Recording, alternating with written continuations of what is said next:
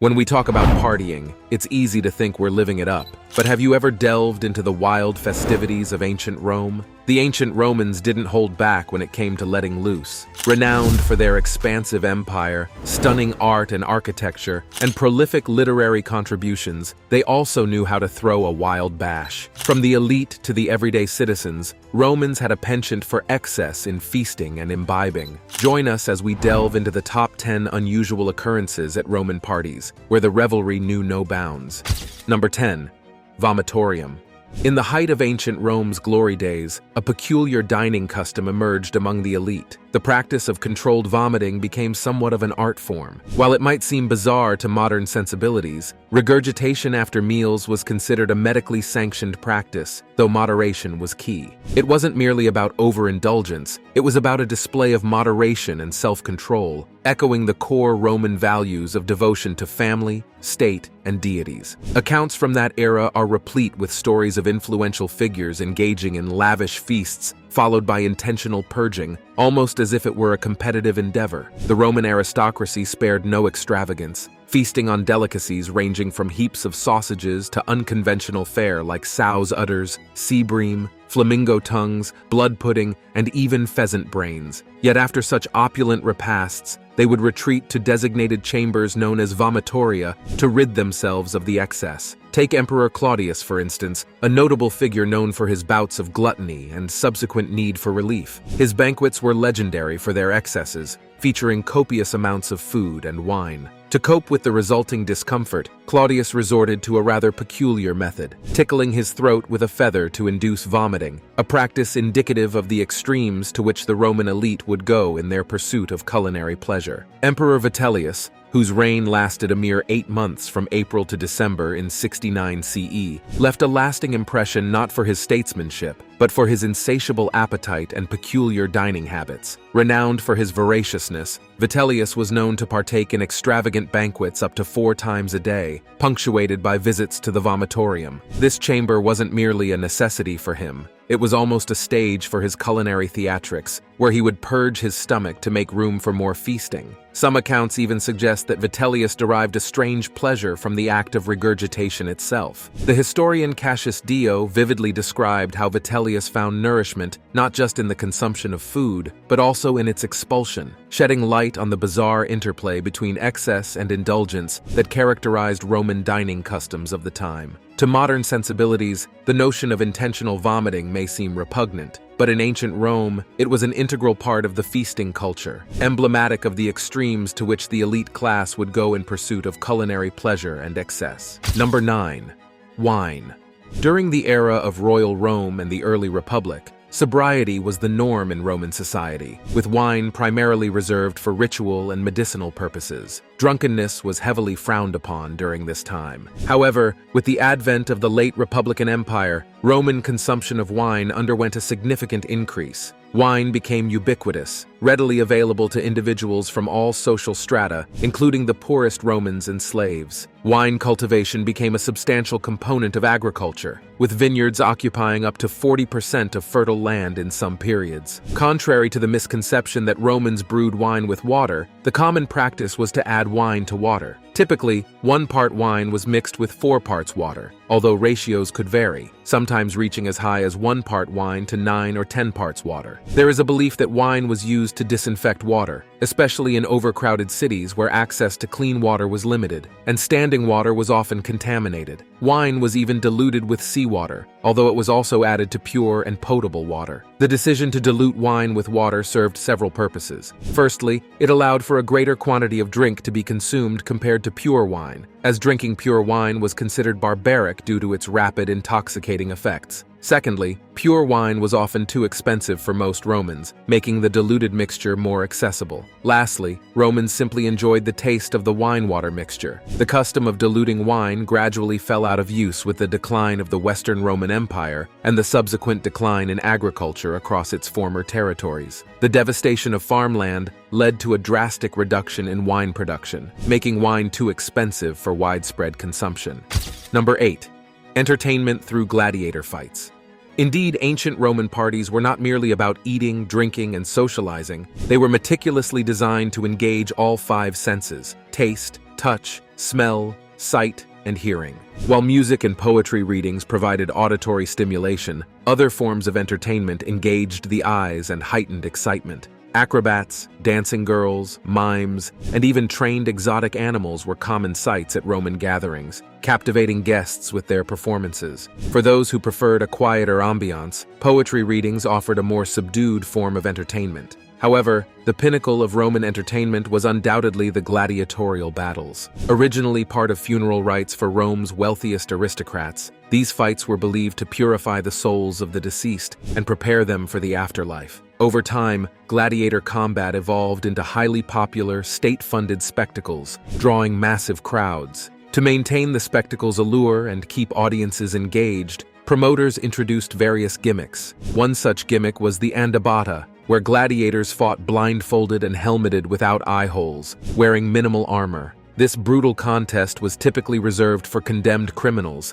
adding an element of danger and suspense to the spectacle. Gladiatorial battles were not limited to human combat. Wild animals like crocodiles, elephants, and lions also participated in the action. These animals might fight each other or be pitted against human opponents, often as part of special hunting events featuring warriors known as venatores and bestiarii. In ancient Roman gladiator games, there were two main types of fighters: venatores and bestiarii. Venatores were skilled hunters who used spears and bows to kill animals from a distance. They were professionals who showed off their talents to the audience. Bestiarii, however, were usually criminals who had committed serious crimes. They weren't trained fighters and were thrown into the arena as punishment. Bestiarii fought against wild animals, knowing they had little chance of surviving. These fights were often the first ones in the games and were eagerly awaited by the crowds, who enjoyed watching criminals face dangerous animals. While most gladiators were men, there were also female fighters called gladiatrices or gladiatresses.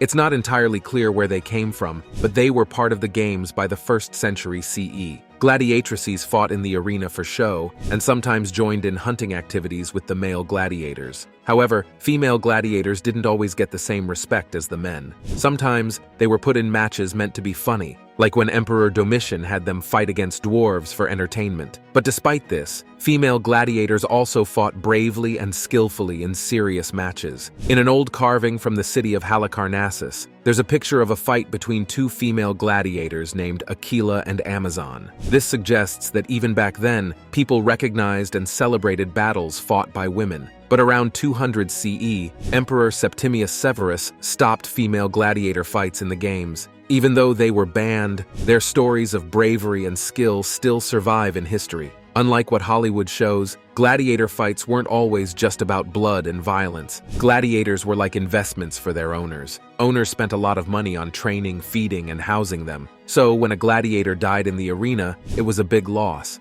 Owners would try to find ways to keep both fighters alive. Sometimes, if a fight got boring, they'd call it a tie to finish it quickly. But if the fight was really exciting, both gladiators might be praised, and they could leave without any harm. If a gladiator was losing badly, they could ask for mercy by raising a finger, but it didn't always work. The decision of who lived or died was up to someone called an arbiter. For each game, a different person could be the arbiter, unless the emperor was there. The crowd's cheers could influence the arbiter's decision. Sometimes, loud cheering could save a gladiator's life. In today's world, pro athletes are respected, but in ancient Rome, things were different. People loved watching gladiators fight, but they didn't really respect them outside the arena. It was awkward when emperors joined in the fights themselves because it made them look less powerful. But some emperors, like Titus and Caligula, couldn't resist the excitement of the arena, even though it was seen as beneath them. Gladiators wielded an array of weapons beyond swords, shaping their combat styles and adding intrigue to matches.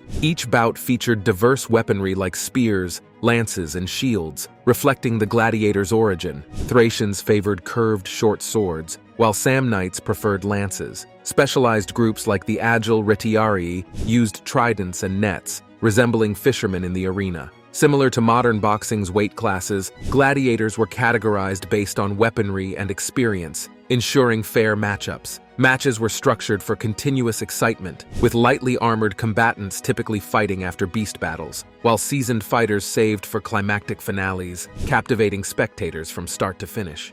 Number 7. Tiberius's Party Island, Capri.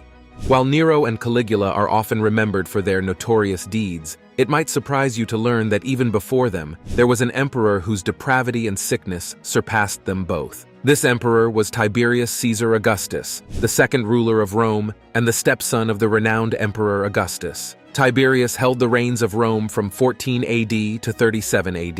In the early years of his reign, Tiberius was indeed respected and admired for his effective governance of Rome, which led to prosperity for the empire. However, beneath this facade of success, a darker side of Tiberius began to emerge as he aged. Growing increasingly paranoid of assassination attempts and disillusioned with politics and court life, Tiberius's true nature began to reveal itself. In 26 AD, at the age of 67, Tiberius made a fateful decision. He retreated to the island of Capri, situated off the coast of Naples, Italy. On Capri, Tiberius owned several pleasure villas scattered across the island. It was within the secluded walls of these villas that the elderly emperor would indulge in his most despicable and horrific acts. Here, in his own villa, Tiberius indulged in all of his hedonistic fantasies. He built private baths where he would swim with young children known as minnows, who would lick and nibble their way around his body. However, Tiberius's depravity caused them to lose favor, and he would then toss them off a 1,000-foot cliff to their deaths.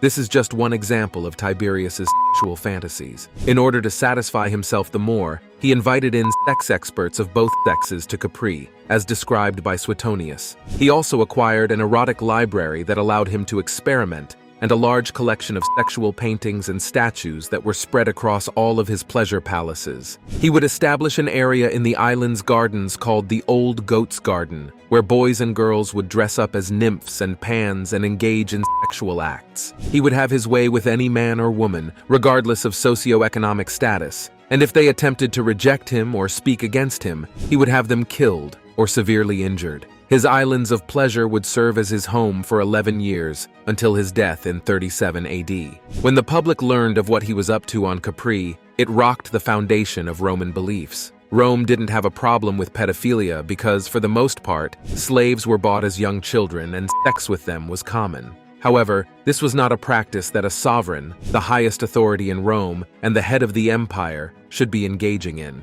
His death was not predicted by many, and in the early days of his successor Caligula, people were actually happy for a new, better emperor, but they would soon learn that Tiberius had sank his teeth into Caligula, creating a dark, unstable person who would now be in charge of the greatest empire. Number 6. Caligula.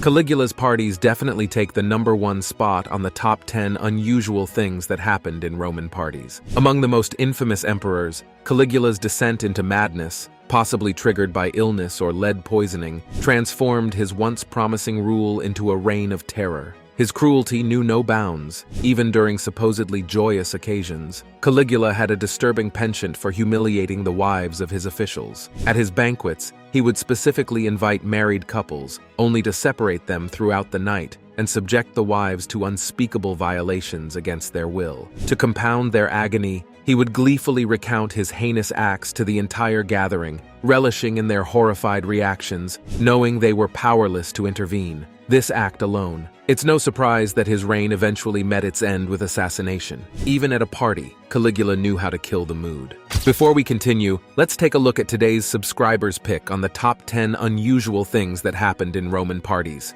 Behold this captivating piece before you. It's none other than The Romans in Their Decadence, a remarkable painting by the talented French artist Thomas Couture. With painstaking dedication, Couture devoted 3 years to crafting this masterpiece, which stands as a testament to his bold artistic vision. Drawing inspiration from the esteemed works of ancient Greek masters, the Renaissance luminaries, and the renowned Flemish school, Couture set out to breathe new life into the realm of French painting. During the 1800s, Couture's artistic works commanded admiration, and this particular painting offers a poignant commentary on the declining morals and politics of the later Roman Empire. The canvas portrays a scene post a lavish banquet, where excesses in drink have left the participants weary and inebriated, a vivid depiction of indulgence and its consequences. Couture himself provided an explanation for the painting, quoting 2 lines from the Roman poet Juvenal in the catalogue for the 1847 Salon, where the artwork was displayed. "Crueler than war,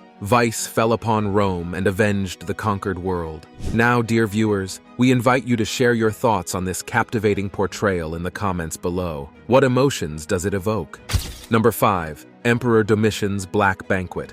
In a chilling display of his sadistic power, Emperor Domitian orchestrated a banquet like no other around 90 AD. Inviting aristocratic couples to his palace on the Palatine Hill, he subjected them to a nightmarish ordeal. Upon arrival, they were ushered into a room shrouded in darkness, adorned with black marble, paint, and velvet drapes, illuminated only by eerie funeral lamps. Each guest found their place marked by a gravestone bearing their name, and instead of the usual plush couches, they were made to recline on uncomfortable stone benches. Fear gripped the guests as they awaited their fate at the hands of the emperor, known for his merciless executions of senators. Their terror only intensified during the ghastly meal that followed. Naked serving boys, painted entirely black, emerged from the shadows, presenting food dyed black on onyx plates. Domitian's voice, the only sound in the sepulchral silence, droned on about death and decay. After enduring this macabre feast, the shaken guests were escorted home by the emperor's men, fearing they would meet their demise in dark alleys.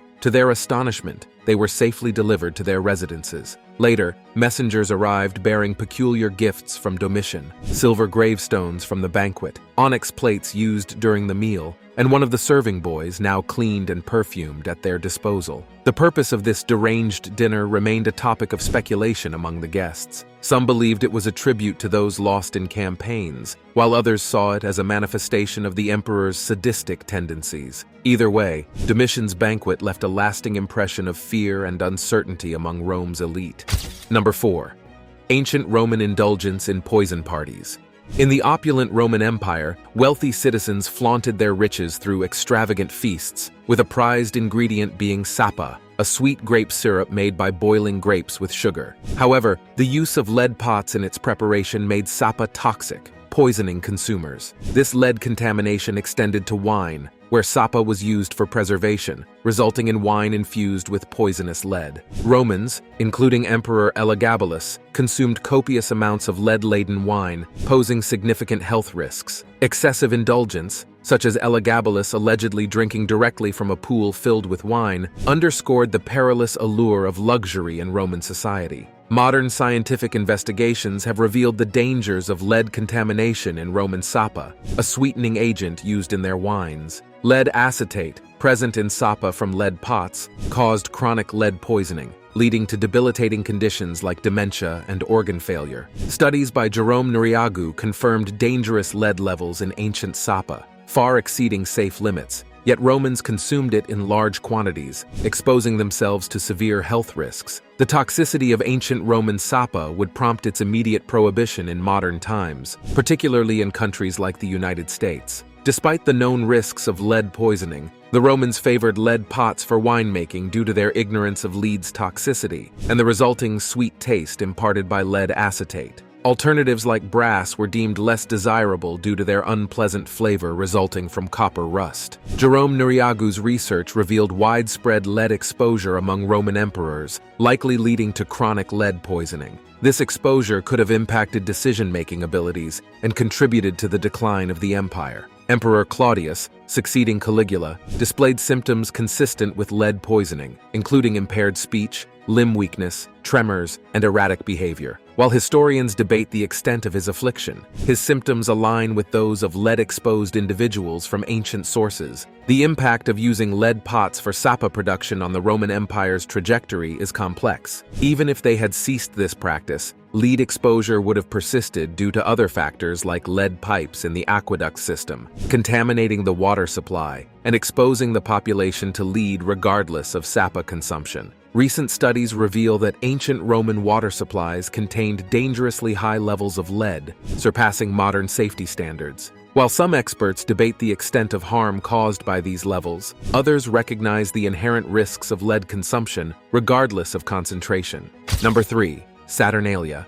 Saturnalia, a blend of Roman and Greek traditions, emerged from humble agricultural beginnings to become a grand celebration of rebirth and renewal. Its roots in the winter solstice linked it to the end of the harvest season, and as Rome grew, so did the festival. Guided by Greek influence and wisdom from the Sibylline books, Saturnalia evolved into a more organized affair, with its date set on December 17th, marking it as a pivotal event in the Roman calendar. As Saturnalia's popularity surged, it expanded to a week-long celebration, underscoring its growing importance in Roman culture. The days preceding Saturnalia buzzed with excitement as anticipation mounted for the lively festivities ahead. The responsibility of organizing this pivotal public holiday fell to the aediles, who meticulously oversaw every aspect to ensure an unforgettable experience. By coordinating a multitude of laborers, they transformed Rome, from cleaning streets to adorning the city with decorations, preparing for the influx of celebrants. For rural Romans, Saturnalia held a special allure, drawing them to the city to honor Saturn and reunite with friends. Homes, inns, and taverns brimmed with excitement as families eagerly awaited the festivities, hastily tying up loose ends as the celebration drew near. As December 17th arrived, the excitement of Saturnalia filled the air. People flocked to the forum to witness the grand parade, led by priests and senators, with majestic bulls in tow, all heading towards the Temple of Saturn. At the temple, special ceremonies are held to ensure Saturn's favor for the new year. A reclining statue of Saturn is set up, and a lavish feast is prepared to express gratitude to the god. With the official rituals completed, Saturnalia's formalities are over, but the fun is far from finished. With all regular activities suspended, Romans embraced the opportunity to revel and celebrate. Saturnalia provided a chance for people to break free from societal norms and act in unconventional ways. Colorful attire replaced the usual mundane clothing, and everyone proudly wore a special hat symbolizing equality. Families even appointed new leaders for the festivities, often choosing individuals of lower status. Even slaves joined in on the fun, poking lighthearted jokes at their masters, as long as it doesn't cause any trouble. The highlight of Saturnalia was the grand public feast, following the religious ceremonies at the Temple of Saturn. Sponsored by the aediles, the feast varied each year depending on their preferences and resources. Typically held in the forum, extensive planning with bakeries and suppliers ensured a diverse array of delicious foods. Guests at the feast enjoy a lavish spread including breads, tarts, cakes, fruits, meats, and wines. Rare delicacies like stuffed dormice and exotic fish added to the festive atmosphere, delighting all of Rome. As the feast concludes, shouts of "Io Saturnalia" signal the beginning of the city's most anticipated celebration. Despite attempts to calm the festivities, the chaotic energy of Saturnalia prevailed. People engage in singing, dancing, and pranks throughout the night. The streets come alive with entertainers like jugglers and puppeteers, while illegal gambling tables and extravagant displays of entertainment add to the revelry. Even emperors couldn't resist joining the fun during Saturnalia, like Nero, who famously offered free prostitutes for the week. While Saturnalia may differ from modern Christmas in some ways, gift-giving remains a beloved tradition. Personalized gifts were exchanged, akin to a secret Santa exchange, adding to the holiday cheer. Children received dolls, while friends exchanged special wax candles, symbolizing hope for the future. Saturnalia endured for centuries, having spread throughout the empire. Winter celebrations, filled with food, drinks, and festivities, were enjoyed by all. When Christianity gained popularity, Saturnalia wasn't discarded. Instead, it became integrated into new beliefs. Hence, Christmas falls close to Saturnalia on December 25th, and many traditions persist. Although Saturnalia's boisterous street celebrations have toned down over time, numerous traditions remain intact. Wax candles are still used during Christmas, and gift-giving remains a significant aspect of the holiday. While some customs may have evolved, the spirit of celebration and kindness towards others has endured through the ages. Number 2. Bacchanalia. Originally held over 5 days, Bacchanalia was a celebration honoring Bacchus, the Roman fertility and wine god known for his copious drinking and promiscuous behavior. It needed a 10-day initiation with lots of noise to cover up recruits screaming. After just 13 years, the Senate outlawed the festival, which gained notoriety for challenging conventional values and raising concerns that its quickly expanding cult would jeopardize the stability of the country. At first, Bacchanalia was a small festival centered around fasting and purification that was only observed by women in the daytime. But it was drastically changed by a priestess called Pacula Ania into a regular and obscene celebration, expanding it to 5 days a month and inviting men, including her sons. The festival gained a bad reputation for being unruly and for serving as a front for illegal operations like poisoning, forgeries, and assassinations. The Senate eventually became interested in certain ceremonies because of their public aspect, such as the image of unkempt women scurrying around Rome while holding torches. Following a concerned prostitute's tip, consuls Spurius Postumius Albinus and Quintus Marcius Philippus arrested members of the cult in 186 BC. Approximately 7,000 members were put to death or killed themselves, and several women received personal punishment from their male relatives. A ban on initiation into the cult and stringent restrictions on future festivals were imposed by the Senatus Consultum de Bacchanalibus, issued by the Senate. 5 people could make an exception, and the Senate had to approve them. Only the Romans' later persecution of Christians could match this extreme reaction, which was unparalleled. Bacchanalia carried on covertly in spite of these precautions, but its days of unbridled celebration were over. Number 1. Triclinium.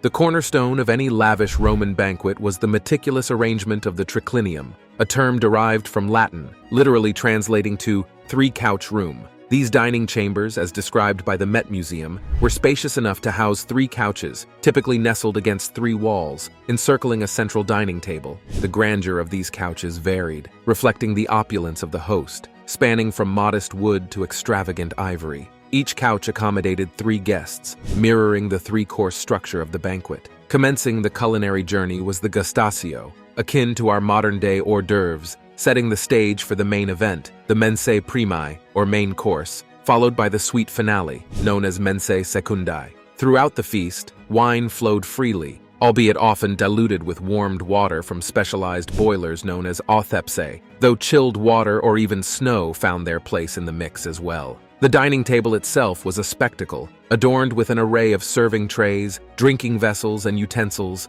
enhancing the culinary experience. The ambiance of the room was further elevated by the display of the host's finest artworks and furniture, creating a visually captivating setting. Entertainment played a pivotal role in these banquets, ranging from melodious music to exotic spectacles, including performances by trained animals such as leopards, and skilled performers adept in mimicking gladiatorial combat or staging pantomime plays. Each element meticulously orchestrated to ensure a truly unforgettable experience for the esteemed guests. Thanks for watching. We'll see you in the next video.